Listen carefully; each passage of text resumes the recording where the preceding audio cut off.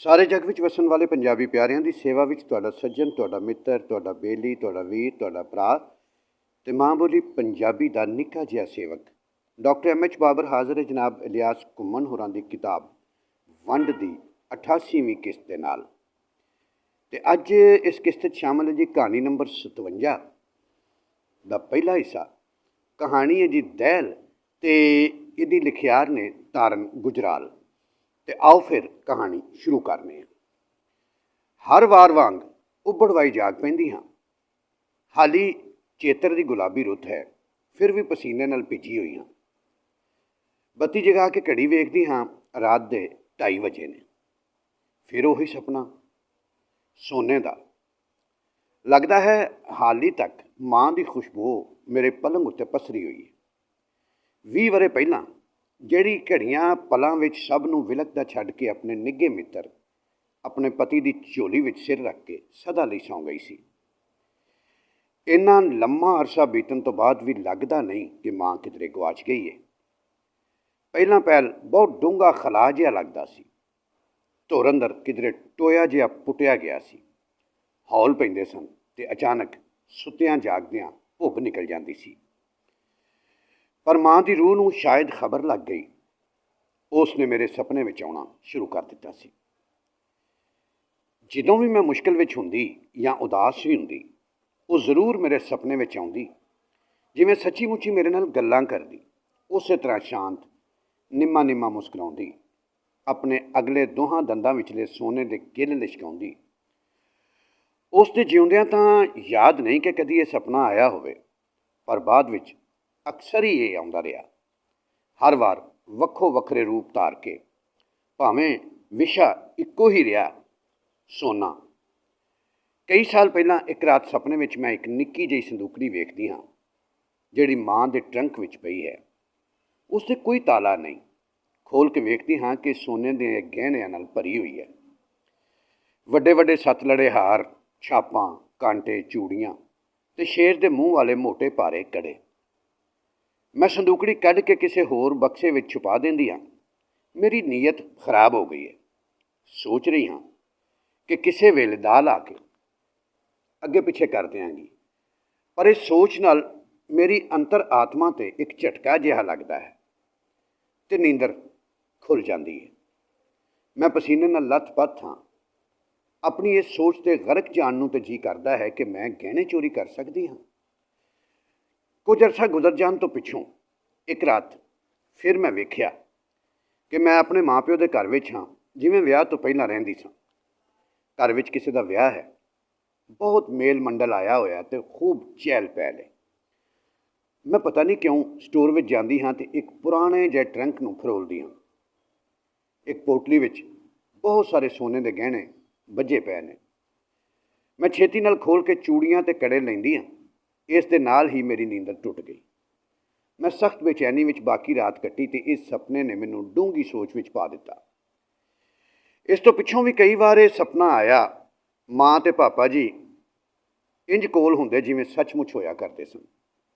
उस तरह रौनकां भरिया वेड़ा, भैणां, भरा, भाबियां, बच्चे, अंबां ते आइसक्रीम दीयां पार्टियां, हासे खेडां।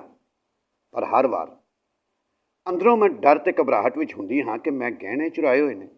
जे किसी नूं पता लग गया तां। अज भी इंज ही होया। सपने विच मैं माँ कोल बैठी उस नाल निक्कियां निक्कियां गल्लां कर रही हाँ। माँ मुस्कुरा नहीं रही, उदास है। शायद किसी होर धी लई फिक्र कर रही है कि उस अपनी धी दे दाज लई कुछ बना के नहीं रखिया। मैनूं चोरी कीतियां चूड़ियां ते कुड़ियां दा ध्यान आउंदा है, ਜਿਹੜੇ मैं सुनियारे तो तड़वा के नवे डिज़ाइन के बनवा के लाकर विच रखे हुए ने ते जिस बारे मेरे पति नूं नहीं पता। मैं ये मौका चंगा समझदी हाँ कि कुछ सोना तो घट्टो घट्ट डिकलेयर कर ही दियां। मैं मां नाल टुक के हौली जी कहंदी हाँ कि मैं तो जदों 4 पैसे जोड़दी सां चुप करके तोला सोना खरीद लैंदी सां ते इस तरह 17-18 तोले मैं बना रखे ने। मां हैरानी भरी खुशी नाल मेरा मूँह वेखदी है ते इस दे नाल ही मेरी नींद टुट जाती है। एक ऐसा पाप मैं कीता है। मरी हुई माँ अगे झूठ बोल रही सां, फरेब कर रही सां। फिर अपने आप नूं तरवास देंदी हाँ कि शुक्र ही है कि यह सब सपना ही सी। पर अनगिनत वार ਇਹ ਇੱਕੋ ਸੁਪਨਾ। ਮੇਰੀ ਆਤਮਾ ਐਸਾ ਭਾਰ ਨਾਲ ਦੱਬੀ ਹੈ, ਹੈਰਾਨ ਹੁੰਦੀ ਹਾਂ ਕਿ ਅੰਦਰੇ ਕਿਧਰੇ ਗਹਿਣਿਆਂ ਦੀ ਭੁੱਖ ਰਹਿ ਗਈ। ਮੈਨੂੰ ਤਾਂ ਹੁਣ ਹਮੇਸ਼ਾ ਗਹਿਣਾ ਪਾ ਕੇ ਸ਼ਰਮ ਹੀ ਆਉਂਦੀ ਰਹੀ ਹੈ। ਹਾਂ, ਬਚਪਨ ਵਿੱਚ ਪਾਪਾ ਜੀ ਦੀ ਗੋਦ 'ਚ ਲੇਟੀ ਅਕਸਰ ਫਰਮਾਇਸ਼ਾਂ ਕਰਦੀ, ਮੇਰੇ ਸੋਨੇ ਦੇ ਵਾਲ ਨੇ, ਇਹਨਾਂ ਵਾਸਤੇ ਸੋਨੇ ਦੀ ਪਰਾਂਦੀ ਲਿਆ ਦਿਓ, ਲੰਮੀ ਸਾਰੀ ਸੋਨੇ ਦੀ ਚਮਚਮ ਕਰਦੇ ਕੱਪੜੇ ਪਾਵਾਂਗੀ, ਸੋਨੇ ਦੇ ਕਲਿੱਪ, ਸੋਨੇ ਦੀ ਚੱਪਲ, ਅਤੇ ਇਹ ਵੇਖੋ ਨਾ ਮੇਰੇ ਗਲੇ 'ਤੇ ਏਡਾ ਵੱਡਾ ਤਿਲ। ਬੰਸੀ ਕਹਿੰਦੀ ਹੈ ਤੇਰੀ ਸੱਸ ਲੱਖਾ ਹਾਰ ਪਾਏਗੀ ਤੈਨੂੰ। ਅਤੇ ਬਾਂਹ ਦੇ ਤਿਲ ਨੇ, ਤਿਲ 'ਤੇ ਢੇਰ ਸਾਰੇ ਗਜਰੇ ਅਤੇ ਸ਼ੇਰ ਦੇ ਮੂੰਹ ਵਾਲੇ ਕੜੇ, ਗੋਖੜੂ, ਅਤੇ ਫਿਰ ਇੱਕ ਸ਼ਹਿਜ਼ਾਦਾ ਘੋੜੇ 'ਤੇ ਚੜ੍ਹ ਕੇ ਆਵੇਗਾ ਅਤੇ ਮੈਨੂੰ ਆਪਣੇ ਨਾਲ ਲੈ ਜਾਵੇਗਾ। ਪਾਪਾ ਜੀ ਮੇਰੀਆਂ ਝੱਲਵਲਲੀਆਂ ਸੁਣ ਕੇ ਮੁਸਕਰਾਉਂਦੇ ਅਤੇ ਮੇਰੀ ਗੱਲ ਉੱਤੇ ਥਾਪੜ ਕੇ ਕਹਿੰਦੇ, ਝੱਲੀ ਬੱਚੀ, ਇਸ ਤਰ੍ਹਾਂ ਦੀਆਂ ਗੱਲਾਂ ਨਹੀਂ ਕਰੀਦੀਆਂ। ਸਿਆਣੀਆਂ ਧੀਆਂ ਸੋਨਾ ਨਹੀਂ ਪਾਉਂਦੀਆਂ, ਚੋਰ ਖੋਹ ਕੇ ਗਲਾ ਕੱਟ ਦਿੰਦੇ ਨੇ। ਨਾਲੇ ਇਤਨਾ ਭਾਰ ਝੁੱਕ ਕੇ ਟੁਰ ਵੀ ਨਹੀਂ ਸਕੇਂਗੀ, ਫਿਰ ਖੇਡੇਂਗੀ ਕਿੰਜ? ਮੇਰੀ ਮਾਸੂਮ ਜੀ ਸੋਚ ਠਹਿਰ ਜਾਂਦੀ। ਵਕਤ ਦੀਆਂ ਛੱਲਾਂ ਉੱਤੋਂ ਲੰਘਦੀਆਂ ਰਹੀਆਂ। ਬਚਪਨ ਗਿਆ, ਜਵਾਨੀ ਦੀ ਕੂਲੀ ਰੇਸ਼ਮੀ ਰੁੱਤ ਆਈ। ਗੁਜਰ ਖਾਨ ਦੀਆਂ ਭੀੜੀਆਂ ਰਣਕੀਲੀਆਂ ਗਲੀਆਂ, ਜੇਠ ਹਾੜ ਵਿੱਚ ਵੀ ਡਿਊੜੀਆਂ 'ਚੋਂ ਠੰਡੀ ਹਵਾ ਦੇ ਫਰਾਟੇ ਵਰਗੇ। ਗਰਮੀ ਦੀਆਂ ਛੁੱਟੀਆਂ ਵਿੱਚ ਸਕੂਲੀ ਕਿਤਾਬਾਂ ਦੀ ਬੇਸਵਾਦੀ 'ਚੋਂ ਜਾਨ ਛੁਡਾ ਕੇ ਕੁੜੀਆਂ ਦਸੂਤੀ ਦੇ ਭਾਰੇ ਭਾਰੇ ਨਮੂਨੇ ਪਾ ਕੇ ਆਪਣੇ ਦਾਜ ਦੀ ਤਿਆਰੀ ਕਰਦੀਆਂ। ਸਜੀ ਹੋਈ ਸੇਜ ਦੀ ਕਲਪਨਾ ਆਪ ਮੁਹਾਰੀ ਉਂਗਲੀ ਵਿੱਚ ਸੂਈ ਚੋਭ ਦਿੰਦੀ ਅਤੇ ਉਹ ਐਵੇਂ ਹੀ ਸ਼ਰਮਾ ਜਾਂਦੀਆਂ। ਧਾਗੇ ਨਾਪ ਕਰੋਸ਼ੀਏ 'ਤੇ ਹੱਥ ਚਲਾਈ ਜਾਂਦੀਆਂ।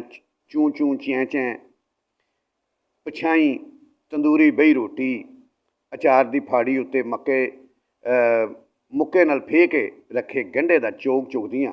ਅਗਲੇ ਵਿਹੜੇ ਉਡਾਰੀ ਮਾਰਨ ਦੇ ਚਾਅ ਵਿੱਚ ਮਤੀਆਂ ਰੋਜ਼ ਸ਼ਾਮੀ ਬਣ ਫੱਬ ਕੇ ਭਾਈ ਪੰਜੂ ਦੀ ਕੋਠੀ ਜਾਂਦੀਆਂ। ਬਹੁਤ ਸਾਰੇ ਰਿਸ਼ਤੇ ਨਾਤੇ ਸ਼ਹਿਰ ਵਿੱਚ ਹੀ ਹੋ ਜਾਂਦੇ। ਕੋਠੀ ਸਾਰੇ ਵਿਛੜੇ ਮਿਲਾਨ ਦੀ ਥਾਂ ਵੀ ਸੀ। ਜਵਾਨ ਮੁੰਡੇ ਕੁੜੀਆਂ ਟੋਲੀਆਂ ਬੰਨ੍ਹ ਕੇ ਭਾਈ ਪੰਜੂ ਤੋਂ ਮੁਰਾਦਾਂ ਮੰਗਦੇ ਅਤੇ ਧੰਨ ਭਾਈ ਪੰਜੂ ਹੱਥਾਂ 'ਤੇ ਸਰੋਂ ਜਮਾਉਂਦਾ। ਫਿਰ ਕਿਧਰੋਂ ਝੱਖੜ ਝੁੱਲਿਆ, ਕਾਲੀ ਬੋਲੀ ਹਨੇਰੀ ਆਈ। ਪਾਕਿਸਤਾਨ ਦੀਆਂ ਸੂਹਾਂ ਸੁਣਦੇ ਸਾਂ। ਹੁਣ ਬੂਹੇ ਤੱਕ ਆ ਗਿਆ। ਅਖਬਾਰਾਂ ਹਰੀਪੁਰ ਹਜ਼ਾਰੇ ਦੀਆਂ ਭਿਆਨਕ ਖਬਰਾਂ ਲਿਆਉਣ ਲੱਗੀਆਂ। ਅੱਗ ਦਿਨੋਂ ਦਿਨ ਨੇੜੇ ਢੁੱਕ ਰਹੀ ਸੀ। ਫਿਰ ਨਾਲ ਦੇ ਪਿੰਡ ਸੜਨ ਲੱਗੇ। ਕੋਠੇ ਤੋਂ ਅੱਗਾਂ ਦਿਸਦੀਆਂ। ਸਵੇਰੇ ਨੜਾਲੀ, ਦੁਪਹਿਰੀ ਹਰਨਾਲੀ, ਮੰਦਰਾ, ਸੁੱਖੋ, ਬੁੜਕੀ, ਵੇਰਾਂ ਬੰਨ ਕੋਈ ਇਕੱਲਾ ਦੁਕੱਲਾ। ਜਿੱਧਰ ਮੂੰਹ ਆਇਆ ਲੋਕੀ ਜਾਨਾਂ ਬਚਾ ਕੇ ਭੱਜ ਰਹੇ ਸਨ। ਗੁੱਜਰ ਖਾਨ ਦੇ ਸਕੂਲ, ਗੁਰਦੁਆਰੇ, ਧਰਮਸ਼ਾਲ ਅਤੇ ਲੋਕਾਂ ਦੇ ਘਰ ਵੀ ਵਾਕਫਾਂ ਰਿਸ਼ਤੇਦਾਰਾਂ ਨਾਲ ਭਰਨ ਲੱਗੇ। ਘਰ ਘਰ ਤੰਦੂਰ ਦਿਨ ਰਾਤ ਪੂਰਾਂ ਦੇ ਪੂਰ ਲਾਉਂਦੇ ਅਤੇ ਲੰਗਰ ਚੱਲਦੇ। ਗੁਰਦੁਆਰੇ ਸੇਵਾ ਕਰਨ ਆਉਣ ਵਾਲੇ ਬੇਸ਼ੁਮਾਰ ਕਹਾਣੀਆਂ ਘਰ ਘਰ ਪਹੁੰਚਾਉਂਦੇ। ਬੜਕੀ ਗ੍ਰਾਂ ਸਾਰਾ ਕੱਪ ਦਿੱਤਾ ਨੇ। ਬਸ ਹਿੱਕਾ ਨਿੱਕਾ ਜਿਹਾ ਬੱਚਾ ਮਸਾਂ 3 ਸਾਲਾਂ ਨਾਲ ਬਚ ਕੇ ਪਤਾ ਨਹੀਂ ਕਿੰਝ ਗੁਰਦੁਆਰੇ ਪਹੁੰਚਿਆ ਹੈ। ਅੱਜ ਸਵੇਰੇ ਇੱਕ ਜਨਾਨੀ ਨਹਾਉਣ ਲੱਗੀ ਤਾਂ ਕਮੀਜ਼ ਨਹੀਂ ਬਾਂਹ ਹੇਠ ਸੋਨੇ ਨਾਲ ਕੜਾ ਬੱਧਾ ਹੋਇਆ। ਪਤਾ ਨਹੀਂ ਸ਼ੋਧੇ ਨਹੀਂ ਮਾਊਂ ਬੰਨ੍ਹ ਦਿੱਤਾ ਹੋ ਸੀ ਕਿ ਜਿਹੜਾ ਮੇਰਾ ਬੱਚਾ ਸਾਂਭੀ ਉਸ 'ਤੇ ਕੰਮ ਆਉ ਸੀ। ਦਹਿਸ਼ਤ ਅੱਖਾਂ ਥਾਣੀ ਉਤਰ ਕੇ ਅੰਦਰ ਤੱਕ ਧੱਸਦੀ ਜਾ ਰਹੀ ਸੀ। ਇੱਕ ਰਾਤ ਖੱਟ ਖੱਟ ਦੀ ਆਵਾਜ਼ ਨਾਲ ਮੇਰੀ ਨੀਂਦਰ ਖੁੱਲ੍ਹ ਗਈ। ਸੋਫੇ ਦੇ ਖੱਬੇ ਪਾਸੇ ਵਾਲੀ ਕੋਠੜੀ ਵਿੱਚ ਲੈਂਪ ਦੀ ਮੱਧਮ ਰੋਸ਼ਨੀ ਵਿੱਚ ਮੇਰਾ ਨਿੱਕਾ ਵੀਰ ਫਰਸ਼ ਤੋਂ ਇੱਟਾਂ ਉਖਾੜ ਕੇ ਕਈ ਨਾਲ ਥਾਂ ਪੁੱਟ ਰਿਹਾ ਸੀ। ਬਹੁਤ ਹੌਲੀ। ਦੋਵੇਂ ਭੈਣਾਂ ਅਤੇ ਦਾਦੀ ਜੀ ਵੀ ਕੋਲ ਖੜ੍ਹੇ ਸਨ। ਮਾਂ ਦੇ ਹੱਥ ਵਿੱਚ ਇੱਕ ਸੰਦੂਕੜੀ ਸੀ। ਮੈਂ ਵੀ ਉੱਠ ਕੇ ਕੋਠੜੀ ਵਿੱਚ ਪਹੁੰਚ ਗਈ। ਮਾਂ ਨੇ ਸੰਦੂਕੜੀ ਟੋਏ ਵਿੱਚ ਰੱਖੀ। ਟੋਇਆ ਪੂਰ ਕੇ ਇੱਟਾਂ ਜੋੜ ਕੇ ਉੱਪਰ ਮਕਈ ਦਾ ਭਰਿਆ ਡਰਮ ਉਵੇਂ ਹੀ ਰੱਖ ਦਿੱਤਾ ਜਿਵੇਂ ਪਹਿਲਾਂ ਪਿਆ ਹੋਇਆ ਸੀ। ਕੋਈ ਕੁਝ ਬੋਲ ਨਹੀਂ ਸੀ ਰਿਹਾ। ਕੋਈ ਹੋਰ ਵੇਲਾ ਹੁੰਦਾ ਤਾਂ ਮਾਂ ਜਾਂ ਦਾਦੀ ਜੀ ਦੌੜਾ ਦਿੰਦੇ ਕਿ ਜਾਓ ਆਪਣਾ ਕੰਮ ਕਰੋ। ਪਰ ਮਾਂ ਨੇ ਮੇਰੇ ਸਹਿਮੇ ਹੋਏ ਹੈਰਾਨ ਚਿਹਰੇ 'ਤੇ ਆਪਣਾ ਮਮਤਾ ਭਰਿਆ ਹੱਥ ਫੇਰਿਆ ਅਤੇ ਜਿਵੇਂ ਸਾਰਿਆਂ ਨੂੰ ਮੁਖਾਤਬ ਕਰਕੇ ਕਿਹਾ, ਜਿਹੜਾ ਵੀ ਜੀ ਬਚ ਰਿਹਾ ਇੱਥੋਂ ਗਹਿਣੇ ਕੱਢ ਕੇ ਲੈ ਜਾਏ। ਕੁਝ ਦਿਨ ਪਹਿਲੇ ਹੀ ਤਾਂ ਘਰ ਵਿੱਚ 2 ਵਿਆਹ ਹੋਏ ਸਨ। ਇੱਕ ਮੇਰੇ ਤੋਂ ਵੱਡੀ ਭੈਣ ਜੀ ਦਾ, ਇੱਕ ਵੱਡੇ ਵੀਰ ਜੀ ਦਾ। ਨਵੇਂ ਸੂਟ ਸਭ ਦੇ ਬਣਵਾਏ ਗਏ ਸਨ। ਸਫੇਦ ਸਿਲਕ ਦਾ, ਪਿੰਕ ਕਢਾਈ ਅਤੇ ਬਾਰਡਰ ਵਾਲਾ ਅਤੇ ਫਿਰੋਜ਼ੀ ਜਾਮਨ ਸਿਲਕ ਦਾ ਮੈਨੂੰ ਬਹੁਤ ਹੀ ਪਿਆਰੇ ਸਨ। ਮੋਤੀਆਂ ਦੇ ਗੱਡੇ ਲਟਕਾਉਂਦੀਆਂ ਪਰਾਂਦੀਆਂ ਸੋਨੇ ਦੀ ਕਲੀਚੜੀ ਤੇ ਚਮਕੇ। ਰੋਜ਼ ਰਾਤੀ ਮਰਦਾਂ ਦੇ ਇਕੱਠ ਹੁੰਦੇ, ਕਦੇ ਸਾਡੇ ਚੁਬਾਰੇ ਵਾਲੇ ਹਾਲ 'ਚ, ਕਦੇ ਚਾਚਾ ਰਾਜ ਸਿੰਘ ਦੇ ਘਰ ਤੇ ਕਦੀ ਠੇਕੇਦਾਰ ਹੁਕਮ ਸਿੰਘ ਦੇ ਘਰ। ਜੇ ਚਾਰੇ ਬੰਨਿਓਂ ਮੌਤ ਆ ਹੀ ਗਈ ਦਿਸੀ ਤਾਂ ਕੁੜੀਆਂ ਜਾਤ ਕੁੜੀਆਂ ਇੱਕ ਕਮਰੇ ਵਿੱਚ ਬੰਦ ਕਰਕੇ ਅੱਗ ਲਾ ਦੇ ਸਨ ਜੀ। ਫਲਾਣੇ ਗ੍ਰਾਮ ਵਿੱਚ ਤਾਂ ਲੋਕਾਂ ਆਪ ਕਤਲ ਕਰ ਦਿੱਤੀਆਂ, ਉਹਨਾਂ ਆਪ ਹੀ ਛਾਲਾਂ ਮਾਰ ਦਿੱਤੀਆਂ। ਖੂਹਾਂ ਨੇ ਖੂਹ ਭਰੇ ਪਏ ਨੇ ਜੀ, ਤੇ ਅਸੀਂ ਇੱਕੋ ਉਮਰ ਦੀਆਂ ਖੇਡ ਵੱਡੀਆਂ ਹੋਈਆਂ ਹਮਜੋਲੀਆਂ ਜਵਾਨੀ ਦੀ ਪਹਿਲੀ ਪੌੜੀ ਉੱਤੇ ਖਲੋਤੀਆਂ ਉਸ ਸੱਖਰ ਵੱਲ ਵੇਖਦੀਆਂ ਜਿੱਥੋਂ ਸੂਰਜ ਚੜ੍ਹ ਰਿਹਾ ਸੀ। ਪਰ ਉਹ ਆਪਣੇ ਵੱਲ ਵੇਖਣ ਦੀ ਇਜਾਜ਼ਤ ਨਹੀਂ ਸੀ ਦੇ ਰਿਹਾ, ਸਗੋਂ ਅੱਖਾਂ ਅੱਗੇ ਹਨੇਰਾ ਪਸਾਰ ਰਿਹਾ ਸੀ। ਪਰ ਜਵਾਨੀ ਇੰਨੀ ਛੇਤੀ ਹਾਰ ਕਿਵੇਂ ਮੰਨ ਲੈਂਦੀ? ਹਾਏ, ਇਸ ਤਰ੍ਹਾਂ ਮਰ ਜਾਣਾ ਪਵੇਗਾ। ਅਸੀਂ ਤਾਂ ਕਦੀ ਨਾ ਮਰੀਏ। ਇਹ ਸਾਰੇ ਸਾਡੇ ਪਿੱਛੇ ਹੀ ਕਿਉਂ ਪੈ ਗਏ ਨੇ? ਮੈਂ ਤਾਂ ਹਾਲੀ ਸੂਟ ਵੀ ਚੰਗੀ ਤਰ੍ਹਾਂ ਪਾ ਕੇ ਨਹੀਂ ਵੇਖੇ।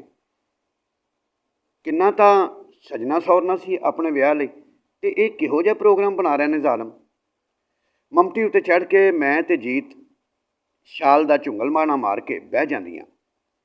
ਜੀਤ ਦੀ ਮੰਗਣੀ ਕੈਂਟੀ ਮਹੱਲੇ ਚੱਡਿਆਂ ਦੇ ਮੁੰਡੇ ਸੋਹਣ ਨਾਲ ਹੋਈ ਹੋਈ ਸੀ। ਉਂਝ ਤਾਂ ਉਹ ਸੋਹਣ ਜਾਂ ਉਸ ਦੇ ਘਰ ਵਾਲੇ ਕਿਸੇ ਵੀ ਬੰਦੇ ਨੂੰ ਦੂਰੋਂ ਵੇਖਦੇ ਹੀ ਵਾਪਸੀ ਪੈਰ ਖੱਟ ਦੇ ਕੇ ਨੱਸਦੀ। ਪਰ ਇਸ ਮੁਸੀਬਤ ਵੇਲੇ ਉਸ ਨੂੰ ਪੂਰੀ ਉਮੀਦ ਸੀ ਕਿ ਸੋਹਣ ਕਿਰਪਾਨ ਲੈ ਕੇ ਉਸ ਨੂੰ ਬਚਾਉਣ ਆ ਜਾਏਗਾ। ਇੰਨਾ ਉੱਚਾ ਲੰਮਾ ਲਾਲ ਸੂਹਾ ਜਵਾਨ ਤਾਂ ਸੀ ਉਹ, ਤੇ ਫਿਰ ਉਹ ਦੋਵੇਂ ਇਕੱਠੇ ਹੀ ਜਾਣਗੇ ਜਿੱਥੇ ਵੀ ਜਾਣਾ ਹੋਇਆ। ਫਿਰ ਉਹ ਦੋਵੇਂ ਇਕੱਠੇ ਹੀ ਜਾਣਗੇ ਜਿੱਥੇ ਵੀ ਜਾਣਾ ਹੋਇਆ।